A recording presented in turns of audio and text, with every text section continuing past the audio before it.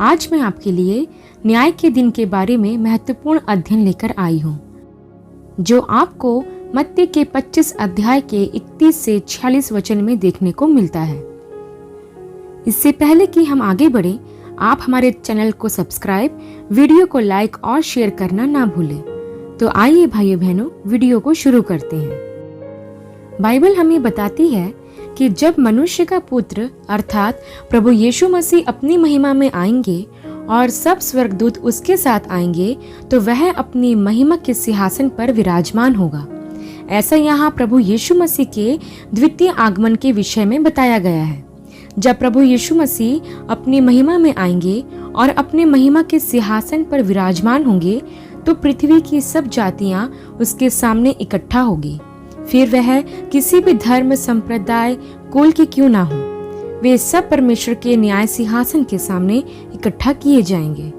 तब वचन में आगे लिखा है कि जैसे चरवाहा भेड़ों को बकरियों से अलग कर देता है, वह उन्हें भी एक दूसरे से अलग अलग करेगा, अर्थात वह मनुष्यों को अलग अलग करेगा।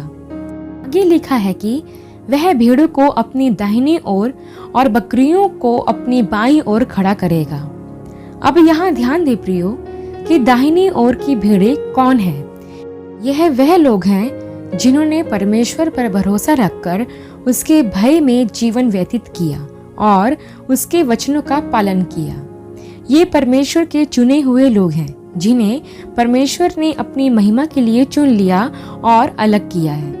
तब आगे हम देखते हैं प्रियो कि राजा अपनी दाहिनी ओर वालों से कहेगा, हे मेरे पिता के धन्य लोगों, आओ और उस राज्य के अधिकारी हो जाओ जो जगत की उत्पत्ति से तुम्हारे लिए तैयार किया गया है।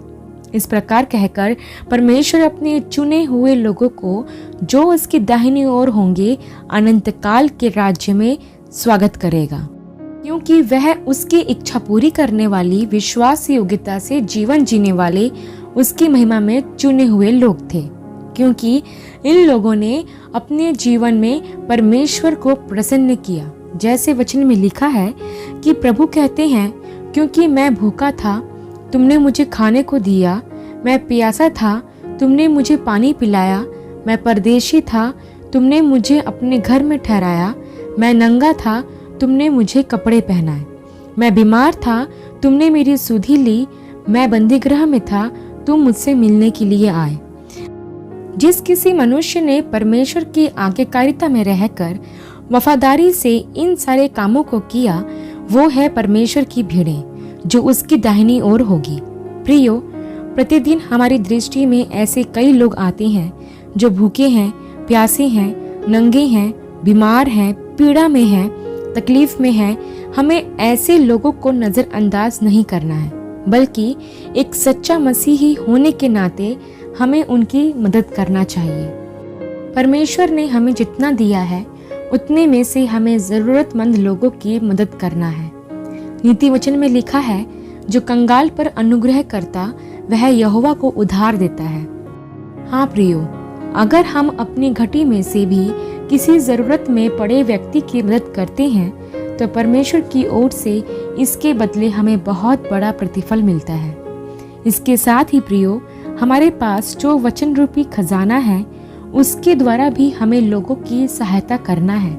यदि हमारे पास किसी को देने के लिए पैसे ना हो, तो हम वचन रूपी कीमती मोती देकर उनके जीवन को प्रभु के पास लेकर आ सकते हैं।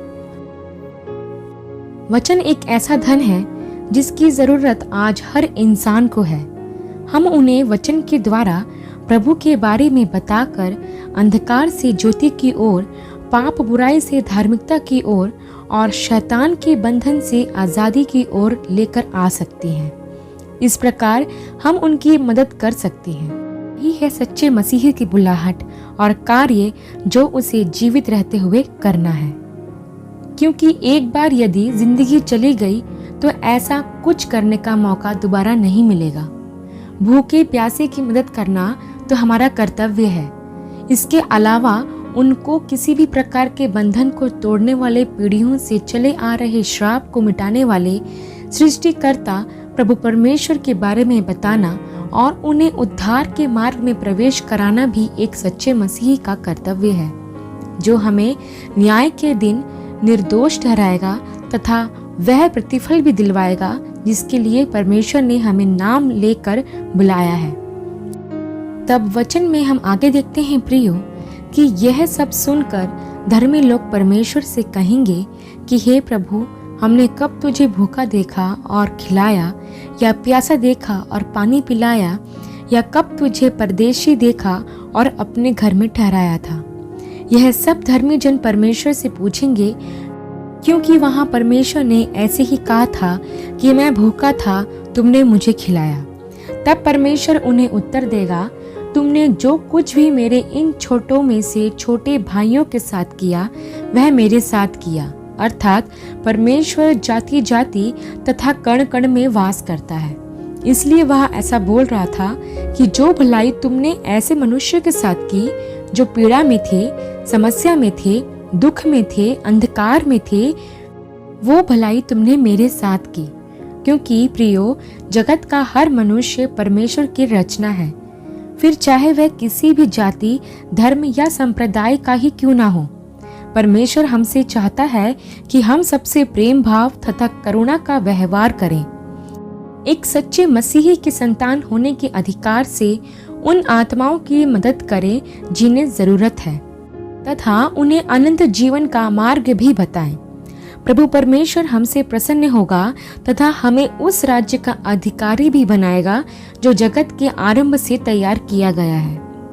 प्रियो, हमें अपने आप को जांचना परखना है कि क्या हम प्रभु परमेश्वर की भेड़ें हैं। क्या हम उस आत्मा के अनुसार जीवन व्यतीत कर रहे हैं जो उसने हमें दी है। क्या हम उन कामों को कर रहे हैं जो प्रभु हमसे चाहता है, ताकि हम प्रभु परमेश्वर के दाहिनी ओर खड़े हो सके। अगर ऐसा नहीं है तो आज ही से अपने आप को न्याय के दिन के लिए व्यवस्थित करें। तब हम वचन में आगे देखते हैं प्रियो, परमेश्वर अपनी बाईं ओर वालों से कहेगा कि तुम उस अनंत आग में चले जाओ जो शैतान और उसके दूतों के लिए तैयार की गई है। क्योंकि मैं भूखा था, तुमने मुझे खाने को नहीं दिया, मैं प्यासा था, तुमने मुझे पानी नहीं पिलाया, मैं परदेशी था, तुमने मुझे अपने घर में नहीं ठहराया, मैं नंगा था, तुमने मुझे कपड़े नहीं पहनाए, मैं बंदी गृह में था, तुम मुझसे मिलने नहीं आए। तब बाईं ओर वाले कहेंगे, हे प्रभु, हमने कब तुझे भूखा, प्यासा या परदेशी या नंगा या बीमार बंदी गृह में देखा और तेरी सेवा ना की। बाईं ओर वाले लोगों को लगा कि प्रभु किस अवस्था में हमारे पास आए। वे नहीं जानते थे प्रियो कि उन्होंने जो परमेश्वर के लोगों के साथ किया वह परमेश्वर के साथ किया, अर्थात अपने संपूर्ण जीवन में उन्होंने किसी की भी मदद नहीं की और ना ही उन्होंने कोई भलाई का काम किया जिससे परमेश्वर यहोवा उनसे प्रसन्न होता। तब परमेश्वर उन्हें भी उत्तर देगा और कहेगा कि मैं तुमसे सच सच कहता हूँ कि जो तुमने छोटे से छोटे के साथ नहीं किया वह मेरे साथ भी नहीं किया। और कहेगा, अब वह अनंत दंड भोगेंगे और धर्मी अनंत जीवन में प्रवेश करेंगे। प्रियो, परमेश्वर हमारे जीवन से अपेक्षा रखता है कि हम अपने जीवन से उसके प्रेम को कैसे प्रकट करें। समाज में और जिन लोगों के बीच में हम रहते हैं वहाँ जरूरतमंद लोगों की मदद करें। और यदि हमने जीवित प्रभु यीशु मसीह को जान लिया तो हमें उन लोगों को सच्चे उद्धारकर्ता के बारे में भी बताना है, जिससे वह भी इस संसार में एक यात्री और परदेशी की तरह जीवन बिताए और अपने स्वदेश अर्थात स्वर्ग में अनंत जीवन में प्रवेश करें। इसके साथ ही यह बात भी ध्यान रखें प्रियो कि जो मनुष्य अपने जीवन भर ऐसा कुछ भी नहीं करता वह परमेश्वर के सामने लज्जित होगा और उसे उस जगह डाल दिया जाएगा जहाँ की पीड़ा का कभी अंत नहीं होगा। ऐसा मनुष्य परमेश्वर के सामने दोषी ठहराया जाएगा और परमेश्वर अपनी जीवन की पुस्तक में से उसका नाम काट डालेगा। ध्यान रहे प्रियो, न्याय के सिंहासन के सामने कोई क्षमा नहीं, केवल न्याय है। वहाँ कोई पश्चाताप नहीं होगा, मन फिराव नहीं होगा, केवल और केवल निष्पक्ष न्याय है, क्योंकि वचन में लिखा है वह मुंह देखा न्याय ना करेगा। प्रियो, पश्चाताप, क्षमा, मन फिराव केवल और केवल पृथ्वी पर है, और तब तक जब तक हमारे शरीर में प्राण है। एक बार यदि हमारे शरीर में से प्राण निकल गया तो फिर हमारे पास कोई मौका नहीं रहेगा। इसलिए प्रियो, आज इस वचन के द्वारा आप अपने आप को परमेश्वर की भेंट के रूप में परमेश्वर की दाहिनी ओर खड़े रहने के योग्य तैयार करें। परमेश्वर ने एक सुंदर राज्य हमारे लिए तैयार किया है। वह एक ऐसी जगह है जहाँ ना तो पीड़ा है, ना आंसू है, ना कोई बीमारी रोग है। एक बहुत ही सुंदर जगह हमारे प्रभु ने जगत की उत्पत्ति से पहले ही तैयार कर रखी है। ध्यान रहे प्रियो, हर एक मनुष्य को, चाहे वह किसी भी धर्म या जाति का क्यों ना हो, मृत्यु के पश्चात उसे परमेश्वर के न्याय सिंहासन के सामने खड़ा होना ही पड़ेगा। कोई भी उस न्याय के दिन से नहीं बच सकता।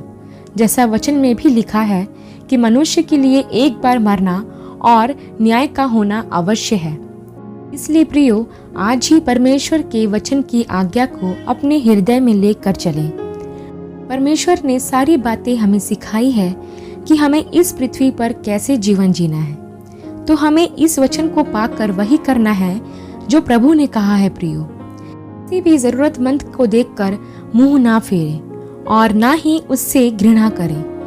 हो सके तो उसकी धन से मदद करें, और नहीं तो जीवन की रोटी और जीवन का जल रूपी परमेश्वर का वचन देकर उनकी आत्मा को बचाने का प्रयास करें।